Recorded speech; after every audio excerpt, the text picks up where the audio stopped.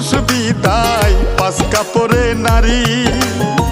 দুই দিনের এই দুনিয়াতে কিসের বাহাদুরি। জীবনের ওই প্রথম গোসল হইছে অন্যের হাতে, মরার পরে শের গোসলটাও হইব অন্যের হাতে। জীবনটারে ভাইব না কেউ মহামূল্যবান। মেহমান মেহমান দুই দিন